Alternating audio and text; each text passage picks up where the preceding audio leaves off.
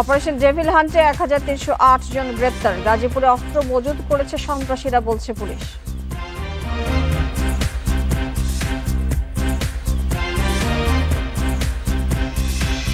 শেখ হাসিনার ফাঁদে পা না দেওয়ার আহ্বান মির্জা ফখরুলের। অপারেশন ডেভিল হান্টকে স্বাগত বিএনপি।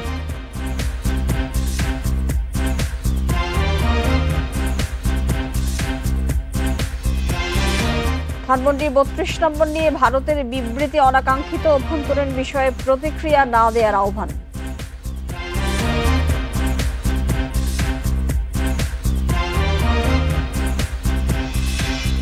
রাজনৈতিক দলের সঙ্গে আলোচনা করেই হবে জুলাই চার্টার। সবার আগে প্রশাসনের সংস্কার চান ছাত্রনেতারা।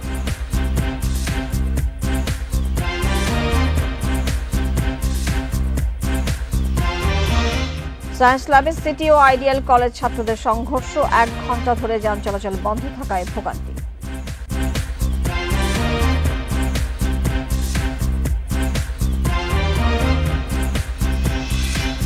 স্বাগত জানাচ্ছি বিরতিহীন সংবাদ রাত ৯টায় বাংলাদেশে। আপনাদের সাথে আছে আমি মাহমুদা মৌমিতা। শিরোমণি শুনছিলেন, এবার চলে যাচ্ছে পুরো খবরে। নৈরাজ্য সৃষ্টির জন্য গাজীপুরে সন্ত্রাসীরা অস্ত্রের মজুত করেছে বলে জানান মহানগর পুলিশ কমিশনার। বলেন এর পেছনে সাবেক মেয়র ও পুলিশের সাবেক আইজিবির ইন্ধন রয়েছে। এদিকে অপারেশন ডেভিল হান্টে গাজীপুরে আওয়ামী লীগ নেতাকর্মী সহ ৮২ জনকে আটক করা হয়েছে। গাজীপুরের ধীরাশ্রমে ছাত্র জনতার উপর হামলার ঘটনার পর থেকে থমথমে পরিস্থিতি। আইন শৃঙ্খলা স্বাভাবিক রাখতে এবং সন্ত্রাস দমনে চলছে যৌথ বাহিনীর অপারেশন ডেভিল হান্ট। রাত থেকে শুরু হওয়া অভিযানে আওয়ামী লীগের অনেক নেতাকর্মীকে গ্রেপ্তার করা হয়েছে। পলাতক বড় বড় নেতাদের ধরতে চেষ্টা চলছে বলেও জানান police commissioner. Operation devil hunt নামে একটি অপারেশন চালু করেছেন। সেই অপারেশনের অংশ হিসাবে আমরা যৌথ বাহিনী অপারেশন চালিয়ে যাচ্ছি। আমরা আশা করছি গাজীপুরে তারা প্রচুর পরিমাণে অস্ত্র ঢুকিয়েছে। তিনি বলেন সামাজিক যোগাযোগ মাধ্যমে সক্রিয় থেকে দেশের সন্ত্রাসী কর্মকাণ্ডে নেতাকর্মীদের উস্কে দেওয়া হচ্ছে, মজুত করা হচ্ছে অস্ত্রের। গাজীপুরের সাবেক মেয়র এবং সাবেক আইজিপির বিরুদ্ধেও অভিযোগ তার। যারা যখন ডিক্লেয়ার দেয় জনগণকে ঘুমাতে দিবে না, জনগণকে প্রতিপক্ষ ভেবে জনগণকে শান্তি দিবে না, এই কথা বলে, তখন পুলিশের জন্য এটি একটি চ্যালেঞ্জের ব্যাপার হয়ে যায়। অশান্ত করতে চায় জনগণকে, অস্বস্তি করতে চায় জনগণকে, ঘুমাতে দিতে চায় না, তাদেরকে সমুচিত জবাব আমরা দিতে চাই।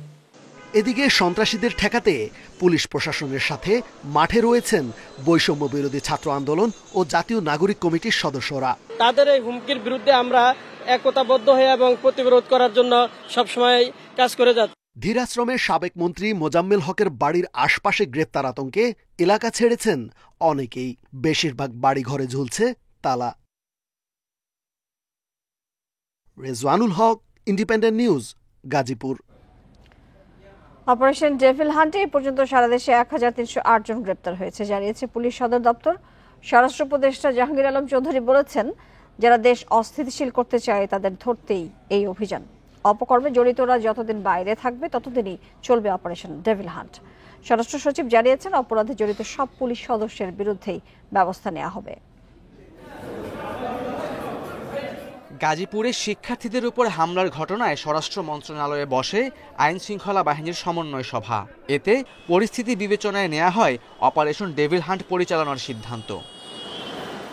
রোববার খামারবাড়ির মৃত্তিকা সম্পদ ইনস্টিটিউটে এসে এ বিষয়ে কথা বলেন স্বরাষ্ট্র উপদেষ্টা। জানান, অপকর্মে জড়িতরা যতদিন বাইরে থাকবে ততদিনই চলবে এই অভিযান। ডেভিল মানে কি? শয়তানের তো টার্গেট এটাই। যারা দেশকে অস্থিতিশীল করার চেষ্টা করে, এই ক্ষেত্রে যারা আইন অমান্য করে, দুষ্কৃতিকারী এবং সন্ত্রাসী, তারা এইটার টার্গেট। গাজীপুর হামলায় জড়িত অনেককেই আইনের আওতায় আনা হয়েছে জানিয়ে বাকিদেরও ধরার চেষ্টা চলছে বলেও জানান জাহাঙ্গীর আলম চৌধুরী। গাজীপুরে যারা এই ঘটনা ঘটাইছে তাদের অনেকই আমাদের আইনের আওতায় নিয়ে আসা হয়েছে, অনেকে আইনের আওতায় নিয়ে আসা হয়েছে, এবং যাদের আইনের আওতায় আনা হয় নাই তাদেরও খুব তাড়াতাড়ি আইনের আওতায় নিয়ে আসা হবে, এবং তাদের যেন সর্বোচ্চ শাস্তি হয় এই ব্যবস্থা করা হবে। পরে অপারেশন ডেভিল হান্টের যৌক্তিকতা প্রসঙ্গে স্বরাষ্ট্র সচিব জানান, যারা দেশ অস্থিতিশীল করতে চায় তাদের আইনের আওতায় আনতেই এই অভিযান। এছাড়া অপরাধে জড়িত সব পুলিশ সদস্যদের বিরুদ্ধেই নেওয়া হবে ব্যবস্থা। যে সমস্ত দেশে বিপ্লব হয়েছে সেখানে ওই পরাজিত শক্তিকে কেউ রাখে নাই। আমরা অতটা অমানবিক হতে পারেনি সরকার। আমরা এদেরকে রিফর্ম করাতে আমরা কিছু রিয়ালাইজ করি যে কিছু লোক কোয়ারশনের কারণে করেছে, ভয়ে করেছে, বিভিন্নভাবে করেছে। কিছু যারা ডাইহার্ড ছিল তারা পালিয়ে গেছে। আওয়ামী লীগ সরকার পতনের পর থেকে চলমান রয়েছে যৌথ বাহিনীর অভিযান। এর মধ্যেই আসে অপারেশন ডেভিল হান্ট পরিচালনার ঘোষণা। Khaled Raihan, independent news, Dhaka. শেখ হাসিনার তৈরি করা ফাঁদে পা না দেওয়ার আহ্বান জানিয়েছেন বিএনপি মহাসচিব মির্জা ফখরুল। যুক্তরাষ্ট্র থেকে ফিরে বিমানবন্দরে তিনি আরো জানান, অপারেশন ডেভিল হান্টকে স্বাগত জানিয়েছে বিএনপি। এদিকে নজরুল ইসলাম খান জানিয়েছেন, কোন সংস্কার সুষ্ঠু নির্বাচনের পথে বাধা হলে বিরোধিতা করা হবে। নির্বাচন কমিশনের সঙ্গে বৈঠকে এই কথা বলেন তিনি। রোববার বিকেলে যুক্তরাষ্ট্র থেকে ঢাকায় আসেন বিএনপি মহাসচিব মির্জা ফখরুল ইসলাম আলমগীর। সঙ্গে ছিলেন স্থায়ী কমিটির সদস্য আমির খসরু মাহমুদ চৌধুরী। এ সময় দেশের চলমান পরিস্থিতি নিয়ে উদ্বেগ প্রকাশ করেন বিএনপি মহাসচিব। বিশৃঙ্খলার জন্য শেখ হাসিনাকে দুষছেন তিনি। হাসিনার পাতা ফাঁদে আমরা যেন ফাঁদে পা না দিই। আজকে দেশের স্থিতিশীলতা বিনষ্ট হচ্ছে, অস্থিরতা সৃষ্টি হচ্ছে। এর জন্যে সম্পূর্ণভাবে হাসিনার যে ফ্যাসিস্ট যে রেজিম ছিল সেই রেজিমই তার জন্য দায়ী। আজকে আমাদেরকে অত্যন্ত সাবধানতার সঙ্গে পা ফেলতে হবে। এদিকে নির্বাচন কমিশনের সঙ্গে বৈঠক করেছে বিএনপির একটি প্রতিনিধি দল। পরে দলটির স্থায়ী কমিটির সদস্য নজরুল ইসলাম খান বলেন, সংস্কার কমিশনের কোনো প্রস্তাব সুষ্ঠু নির্বাচনের পথে বাধা হলে প্রতিরোধ করা হবে। সংস্কার কমিশনের কোনো প্রস্তাব সুষ্ঠু নির্বাচনের পথে অন্তরায়, ওটা তো নির্বাচন কমিশন কেন, আমরাও বাধা দেব। কিন্তু এই বিষয়টা তাদের সঙ্গে আলাপের কিছু নয়, এটা তো কোনো কোলাবোরেশনের ব্যাপার না। এটা তাদের মতামত তারা বলবে, আমাদের মতামত আমরা বলব। এর আগে জাতীয় প্রেস ক্লাবে এক আলোচনা সভায় যোগ দেন বিএনপির স্থায়ী কমিটির সদস্য গয়েশ্বর চন্দ্র রায়। তিনি মন্তব্য করেন, সরকার রাষ্ট্র পরিচালনায় কতটুকু যোগ্য তা 6 মাসেই প্রমাণ হয়েছে। আমরা কিন্তু ন্যায় বিচারের জন্য লড়াই করছি। আমরা বিচারের আওতায় আনতে চাই, আমরা শেখ হাসিনা দেশে ফিরে আনতে চাই। এটা চলমান প্রক্রিয়া থাকবে আইনের দৃষ্টিতে, বিচারের দৃষ্টিতে। কিন্তু যতক্ষণ হাসিনাকে আমি আনতে পারবো না, তাই বলে আমি নির্বাচন করবো না, এমন তো হয় না। দাবি আদায়ে বিএনপি আবারও রাজপথে নামতে প্রস্তুত বলেও হুঁশিয়ারি দেন বিএনপির এই নেতা। Jahanara Parvin, independent news, Dhaka. রাজনৈতিক নিয়ন্ত্রণ বন্ধ না হলে আবারও আগের মতোই নির্বাচন হবে বলে জানিয়েছেন সিএসি এএমএম নাসির উদ্দিন। সকালে আগারগাঁও নির্বাচন ভবনে RFED মিডিয়া অ্যাওয়ার্ড অনুষ্ঠানে তিনি বলেন, কোনো দলের পক্ষে বা বিপক্ষে দাঁড়াতে চায় না ইসি।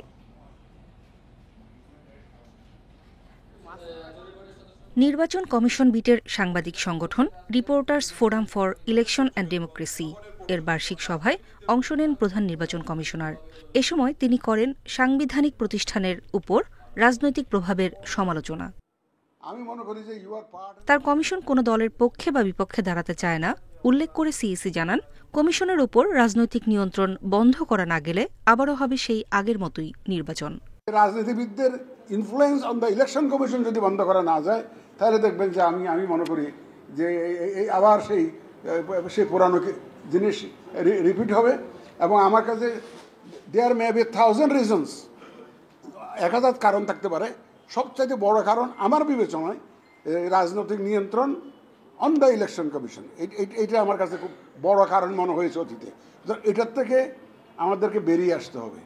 যৌক্তিকভাবে নির্বাচন কমিশনের সমালোচনার আহ্বান জানিয়ে বলেন, সবার সহযোগিতা পেলে নির্ধারিত সময় অনুযায়ী জাতিকে দেয়া ওয়াদা পালন করবে ইসি। আমরা 4-5 জন কমিশনার মিলে বা আমার কিছু কর্মকর্তা কর্মচারী মিলে 200-300 লোক মিলে এটাকে সাকসেসফুল করা সম্ভব হবে না unless I get cooperation from all people like you and the rest of the country. সবাই যদি সর্বস্তরের লোকজনের যদি সহযোগিতা পাই, ইনশাল্লাহ আমরা যে কমিটমেন্ট জাতিকে দিয়েছি সেটার জন্য আমরা কাজ করছি। এর আগে প্রিন্ট, অনলাইন ও ইলেকট্রনিক এই 3 বিভাগে দেয়া হয় পুরস্কার। ইলেকট্রনিক মিডিয়া বিভাগে বেস্ট রিপোর্টিং অ্যাওয়ার্ড পান ইন্ডিপেন্ডেন্ট টেলিভিশনের মাহমুদুল হাসান পারভেজ। নুরা জান্নাত, ইন্ডিপেন্ডেন্ট নিউজ, ঢাকা। দেশে বর্তমান পরিস্থিতিতে নির্বাচন হলে নির্বাচনী গণহত্যা হবে বলে মন্তব্য করেছেন জামায়াতে ইসলামীর আমির ডক্টর শফিকুর রহমান। এই জন্য মৌলিক সংস্কার শেষে নির্বাচন দেওয়ার দাবি জানান তিনি। সন্ধ্যায় সিলেট মহানগর জামায়াতের উদ্যোগে শিক্ষা উপকরণ বিতরণ অনুষ্ঠানে তিনি আরও বলেন, নির্বাচন সবাই চায়, তবে মৌলিক সংস্কার না হলে সুষ্ঠু নির্বাচন সম্ভব নয়। জামায়াত কোনো বিশৃঙ্খলা পরিস্থিতিকে সমর্থন করে না জানিয়ে তিনি আরও বলেন, রাজনৈতিক নেতাদের সিদ্ধান্ত যখন সঠিক হবে তখনই আইনশৃঙ্খলা সহ সব পরিস্থিতি স্বাভাবিক হবে। প্রকৃত ডেভিলদের ধরা গেলে অপারেশন ডেভিল হান্টে দেশের জনগণ পাশে থাকবে বলেও জানান তিনি।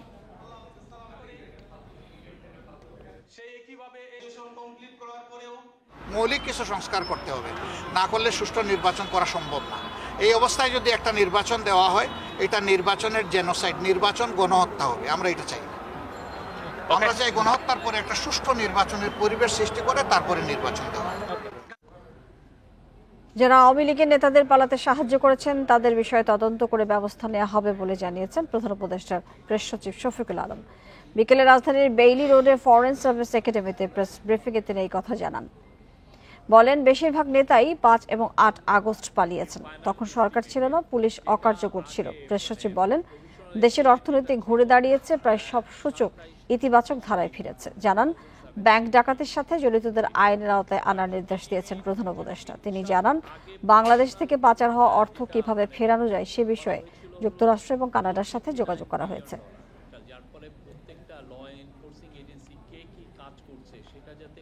যাদের বিরুদ্ধে সুনির্দিষ্ট অভিযোগ আছে তাদেরকে খুব দ্রুত আইনের আওতায় আনার কথা বলেছে।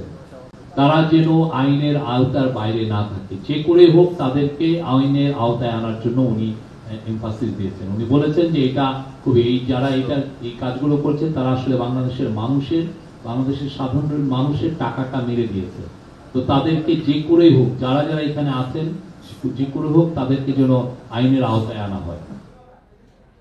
সংস্কারের সুপারিশ নিয়ে জাতীয় ঐকমত্য কমিশনের বৈঠক আগামী সপ্তাহে। এরপরই রাজনৈতিক দলগুলোর সঙ্গে আলোচনার ভিত্তিতে তৈরি হবে জুলাই চার্টার, যার আলোকে সুপারিশগুলো বাস্তবায়ন করা হবে। এদিকে প্রশাসনকে ঢেলে সাজানোর জোর দাবি ছাত্র নেতাদের। একই সঙ্গে দ্রুততম সময়ে জুলাই গণ অভ্যুত্থানে হত্যাকাণ্ডের বিচার চান তারা।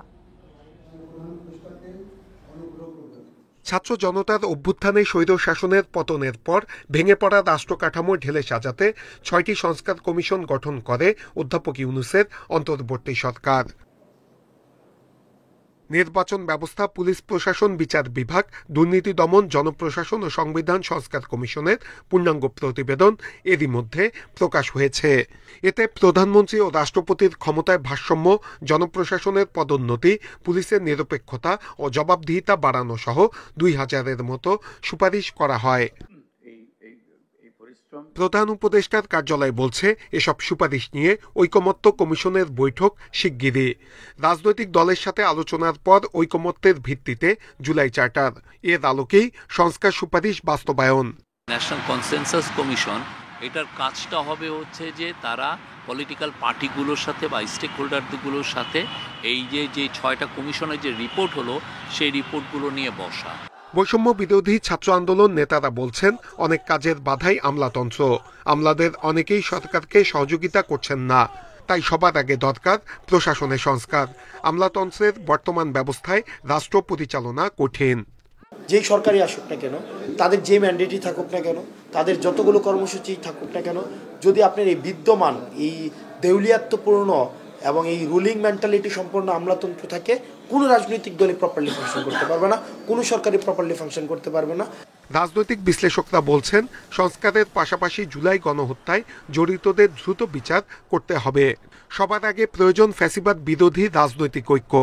এই ভয়ঙ্কর অভিজ্ঞতার পরে কি আমরা কখন ভাবতে পারি যে আমরা আবার সেই ধরনের একটা কারাগারের মধ্যে পড়ে যাই? একটা স্বৈরতান্ত্রিক যে কর্তৃত্ববাদী ফেসিবাদী সমাজ ব্যবস্থা আমরা ছিলাম, সেই ফেসিবাদী কর্তৃত্ববাদী সমাজ ব্যবস্থা থেকে আমরা মুক্তি চাই, এবং সেই মুক্তি চাওয়ার ক্ষেত্রে আমাদের ঐক্য লাগবেই। গত 16 বছরের গুম, খুন, ভোটাধিকার হরণে জড়িতদের কঠোর শাস্তির আওতায় আনার পরামর্শ বিশেষজ্ঞদের। নূরে আলম, ইন্ডিপেন্ডেন্ট নিউজ, ঢাকা। জুলাই আগস্টে গণহত্যা ও মানবতা বিরোধী অপরাধের অভিযোগে দায়ের কয়েকটি মামলা তদন্ত শেষে প্রতিবেদন জমা দেওয়া হবে চলতি মাসেই। এরপর আসামিদের বিরুদ্ধে অভিযোগ গঠনের মাধ্যমে শুরু হবে আনুষ্ঠানিক বিচার। রোববার এক ব্রিফিংয়ে এই তথ্য জানান প্রসিকিউটররা। এদিকে মানবতা বিরোধী অপরাধের মামলায় আরেক পুলিশ কর্মকর্তাকে গ্রেপ্তার দেখিয়ে কারাগারে পাঠিয়েছে ট্রাইব্যুনাল। জুলাই গণহত্যা ও মানবতা বিরোধী অপরাধ এবং আওয়ামী লীগের শাসনামলে গুম ও খুনের অভিযোগে আন্তর্জাতিক অপরাধ ট্রাইব্যুনালে অভিযোগ দায়ের হয়েছে ৩ শতাধিক। এর মধ্যে মামলা হয়েছে 18টি। এসব মামলায় শেখ হাসিনা সহ 122 জনের বিরুদ্ধে এখন পর্যন্ত গ্রেপ্তারি পরোয়ানা জারি হয়েছে। এর মধ্যে আওয়ামী লীগ সরকারের সাবেক 12 মন্ত্রী সহ 36 জনকে গ্রেপ্তার দেখিয়ে কারাগারে পাঠানো হয়েছে। পরোয়ানাভুক্তদের মধ্যে রয়েছেন 9 সাবেক সেনা কর্মকর্তা, পুলিশের 55 কর্মকর্তা ও কনস্টেবল। প্রসিকিউশন টিম এবং তদন্ত সংস্থা আমরা দিন রাত কাজ করছি জুলাই গণঅভ্যুত্থানে সংগঠিত অপরাধের বিচার করার জন্য, এবং আমরা আশা করছি যে এই মাসের ভেতরে আমরা কয়েকটি তদন্ত প্রতিবেদন সমাপ্ত করে চিফ প্রসিকিউটর মহোদয়ের দপ্তরে তদন্ত সংস্থা জমা দিতে পারবেন বলে আমরা আশা করছি। ছাত্র জনতার আন্দোলনে উত্তরা, রামপুরা ও গুলশানে নির্বিচারে গুলি ও মানবতা বিরোধী অপরাধের অভিযোগে 2 পুলিশ কর্মকর্তা সহ আরও 7 জনের বিরুদ্ধে গ্রেপ্তারি পরোয়ানা জারি করেছে আদালত। এর মধ্যে উত্তরা পূর্ব থানার তৎকালীন ওসি মুজিবুর রহমানকে গ্রেপ্তারের পর রোববার সন্ধ্যায় হাজির করা হয় ট্রাইব্যুনালে। তাকে আজ ঢাকা বিশ্ববিদ্যালয় এলাকা থেকে 3:30টায় গ্রেপ্তার করা হয়। গ্রেপ্তারের পর তাকে আন্তর্জাতিক অপরাধ ট্রাইব্যুনালে হাজির করা হলে ট্রাইব্যুনাল তাকে কারাগারে পাঠানোর আদেশ দিয়েছেন। সর্বশেষ তিনি সিরাজগঞ্জের বেলকুচি থানায় সার্কেল ইন্সপেক্টর হিসেবে কর্মরত ছিলেন। গ্রেপ্তারি পরোয়ানার খবর ফাঁস হয়ে আসামিরা যাতে গা ঢাকা দিতে না পারে সেজন্য সর্বোচ্চ গোপনীয়তা রক্ষা করছেন ট্রাইব্যুনাল সংশ্লিষ্টরা। Zahidul Bashar, independent news, Dhaka. ধানমন্ডি 32 নম্বর নিয়ে ভারতের প্রতিক্রিয়া অপ্রত্যাশিত এবং অনাকাঙ্ক্ষিত। পররাষ্ট্র মন্ত্রণালয় বলছে, কোন রাষ্ট্রের অভ্যন্তরীণ বিষয়ে বক্তব্য দেয় না বাংলাদেশ সরকার। অন্যদের কাছ থেকেও একই আচরণ আশা করে ঢাকা। বিকেলে মন্ত্রণালয়ের তাৎক্ষণিক ব্রিফিংয়ে এসব কথা বলেন মুখপাত্র রফিকুল আলম। ধানমন্ডি 32 নম্বরে শেখ মুজিবুর রহমানের বাড়ি ভাঙচুর ও আগুন দেওয়ার ঘটনায় নিন্দা জানিয়ে বিবৃতি দেয় ভারতের পররাষ্ট্র মন্ত্রণালয়। আগ বাড়িয়ে দিল্লির এমন প্রতিক্রিয়ায় বিরক্ত পররাষ্ট্র মন্ত্রণালয়। মুখপাত্র জানিয়েছেন, ভারতে নানা অপ্রীতিকর ঘটনা ঘটলেও মন্তব্য দেয় না বাংলাদেশ, কারণ অন্য দেশের অভ্যন্তরীণ বিষয় নাক গলায় না ঢাকা। 6 ফেব্রুয়ারি 2025 তারিখে ভারতের পররাষ্ট্র মন্ত্রণালয়ের একটি বক্তব্য অন্তর্বর্তীকালীন সরকারের নজরে এসেছে। বাংলাদেশের অভ্যন্তরীণ বিষয়ে ভারতের পররাষ্ট্র মন্ত্রণালয়ের এই বক্তব্য প্রদান অপ্রত্যাশিত এবং অনাকাঙ্ক্ষিত। আমরা প্রতিবেশী দেশটিতে নানা ধরনের বিরূপ পরিস্থিতির উদ্ভব হতে দেখেছি, কিন্তু বাংলাদেশ কোনো রাষ্ট্রের অভ্যন্তরীণ বিষয়ে সরকারিভাবে কোনো বক্তব্য প্রদান করে না। অন্যদের কাছ থেকেও বাংলাদেশ একই ধরনের আচরণ আশা করে। এদিকে রাশিয়া ইউক্রেন যুদ্ধে বাংলাদেশিদের জড়িয়ে পড়ার ঘটনায় দালাল চক্র সম্পৃক্ত বলে জানিয়েছে মন্ত্রণালয়। এরই মধ্যে সোলেমান কবির নামে এক বাংলাদেশি যুদ্ধক্ষেত্র থেকে পালিয়ে রাশিয়ায় বাংলাদেশ দূতাবাসে আশ্রয় নেয়। পরে দূতাবাস তাকে বাংলাদেশে পাঠানোর ব্যবস্থা করে। একটি বাংলাদেশি এজেন্সি রাশিয়া ও ইউরোপের বিভিন্ন দেশে কাজ দেওয়ার প্রলোভন দেখিয়ে কয়েকজন বাংলাদেশিকে রাশিয়ায় প্রেরণ করে। এক পর্যায়ে তাদেরকে রাশিয়া ইউক্রেন যুদ্ধে জড়াতে বাধ্য করা হয়। ইতিমধ্যে পররাষ্ট্র মন্ত্রণালয়ের পক্ষ থেকে মস্কোস্থ বাংলাদেশ দূতাবাসে এই বিষয়ে বিস্তারিত জানতে চাওয়া হয়েছে। একই সাথে বিষয়টি খতিয়ে দেখতে এবং এ ধরনের কাজে জড়িত রিক্রুটিং ও ট্রাভেল এজেন্সির বিরুদ্ধে যথাযথ ব্যবস্থা গ্রহণ করার জন্য ইতিমধ্যে সরকারের সংশ্লিষ্ট মন্ত্রণালয়গুলোকে অনুরোধ করা হয়েছে। তিনি আরও জানান, দুদিনের ওয়ার্ল্ড গভর্নমেন্ট সামিটে অংশ নিতে মঙ্গলবার সংযুক্ত আরব আমিরাতে যাচ্ছেন প্রধান উপদেষ্টা।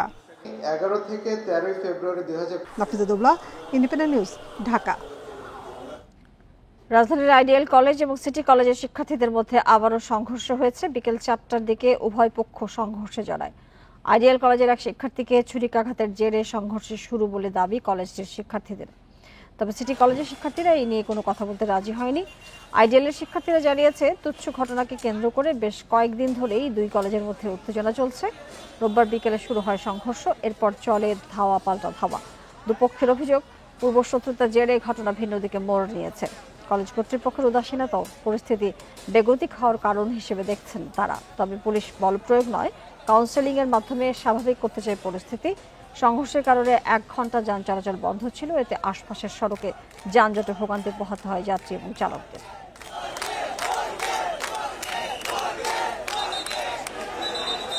রমজান উপলক্ষে কাল থেকে খোলা ট্রাকে ন্যায্য মূল্যে পণ্য বিক্রি করবে টিসিবি।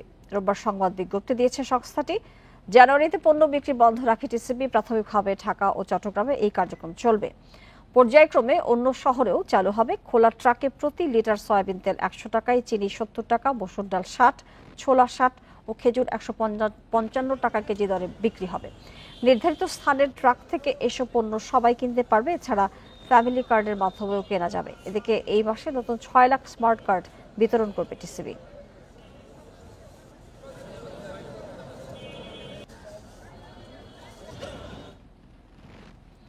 তিস্তা মহাপরিকল্পনায় কি থাকবে সে বিষয়ে সিদ্ধান্ত নেবে তিস্তা পাড়ের বাসিন্দারা। আপাতত ভাঙন রোধে 45 কিলোমিটার বাঁধ নির্মাণ করা হবে বলে জানিয়েছেন পানি সম্পদ, বন ও জলবায়ু বিষয়ক উপদেষ্টা সৈয়দা রিজওয়ানা হাসান। বিকেলে তিস্তা নিয়ে করণীয় শীর্ষক গণশুনানিতে এই কথা জানান উপদেষ্টা। এ সময় তিনি আরো বলেন, আগামী 1 সপ্তাহের মধ্যে বাঁধ নির্মাণ প্রকল্পের দরপত্র আহ্বান করা হবে। এ সময় স্থানীয় সরকার, পল্লী উন্নয়ন, সমবায় ও যুব ক্রীড়া উপদেষ্টা বলেন, বিগত ফ্যাসিবাদী সরকারের দুর্বল পররাষ্ট্রনীতির কারণে তিস্তা চুক্তির আলো মুখ দেখেনি। অন্তর্বর্তী সরকার শক্তিশালী কূটনৈতিক তৎপরতার মাধ্যমে ভারতের সাথে তিস্তা চুক্তি বাস্তবায়ন করবে বলে জানান তিনি।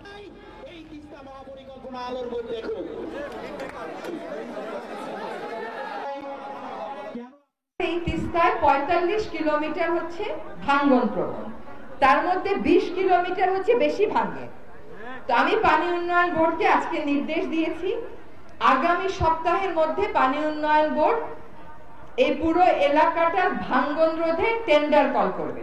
মাথা উঁচু করে ভারতের সাথে নেগোশিয়েট করবে এবং প্রয়োজনে আন্তর্জাতিক পানি আইনের ভিত্তিতে আমরা কূটনৈতিক চাপ সৃষ্টি করব যেন ভারত বাধ্য হয় এই চুক্তি স্বাক্ষর করতে।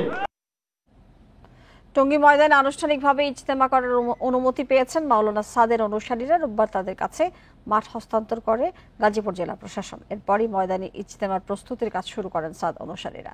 তাদের পর্যাপ্ত নিরাপত্তা দেওয়ার আশ্বাস দিয়েছে গাজীপুর মেট্রোপলিটন পুলিশ।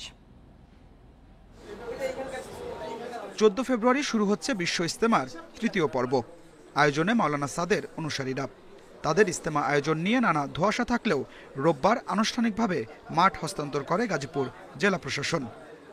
স্বরাষ্ট্র মন্ত্রণালয়ের নির্দেশনা অনুযায়ী সাদ অনুসারীরা ইজতেমা করতে পারবেন বলে জানিয়েছে প্রশাসন।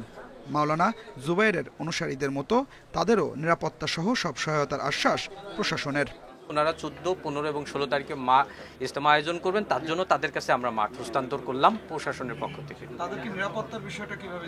এখানে অন্যান্য বার যেভাবে নিরাপত্তা দেওয়া হয়, যেভাবে সকল দপ্তর থেকে যেভাবে সহায়তা করা হয়, সরকার সেইভাবেই তাদেরকে ইজতেমা আয়োজনের জন্য সকল বিষয় করছে। এইটাই আমাদের কাছে এখন পর্যন্ত আছে। ইজতেমা হলে তো সেখানে পুলিশ, ম্যাজিস্ট্রেট থেকে শুরু করে অন্যান্য লজিস্টিক্স দেওয়ার জন্য যেসব ডিপার্টমেন্ট থাকবে তারা তো সবাই থাকবে। মাঠ বুঝে পেয়ে প্রস্তুতির কাজ শুরু করেন মাওলানা সাদের অনুসারীরা। এবার ইজতেমা করলে আগামী বছর করতে পারবেন না, স্বরাষ্ট্র মন্ত্রণালয়ের এমন শর্ত নিয়ে এখনই ভাবছেন না তারা। বলছেন, সুষ্ঠুভাবে ইজতেমা সম্পন্ন করাই তাদের অগ্রাধিকার। আমরা তো আশা করব যে আমরা এখানে ইজতেমা করব। 60-70 বছর হলে আমরা এখানে ইজতেমা করে আসতেছি, এখানে ইজতেমা করবো এর তো আশা রাখি আমরা। আমাদের বড়দের এবং সরকারের মধ্যে আলোচনা হয়েছে, চিঠি হয়েছে, সেটার আলোকে আমরা এই 14-15 তারিখে আমরা এই ময়দানটা নিলাম এবং এই জিনিস এই অবস্থায় আমরা 18 তারিখে প্রশাসনের কাছে বুঝে দেব। এরই মধ্যে ইজতেমা ময়দানের 160 একর জায়গা পরিচ্ছন্নতার কাজ শুরু করেছে গাজীপুর সিটি কর্পোরেশন। মুসল্লিদের জন্য সার্বক্ষণিক পানি ও বিদ্যুৎ সরবরাহ থাকবে। 16 ফেব্রুয়ারি আখিরি মোনাজাতের মধ্য দিয়ে শেষ হবে মাওলানা সাদের অনুসারীদের বিশ্ব ইজতেমা। 18 ফেব্রুয়ারি প্রশাসনের কাছে মাঠ হস্তান্তর করবে তারা। Adilur Rahman, independent news, Tongi, Gazipur. আর এই ছিল বিরতিহীন সংবাদ রাত 9টায় বাংলাদেশে। আরো বিস্তারিত জানতে চোখ রাখুন ফেসবুক, ইউটিউব এবং এক্সে। ধন্যবাদ সবাইকে এতক্ষণ সাথে থাকার জন্য।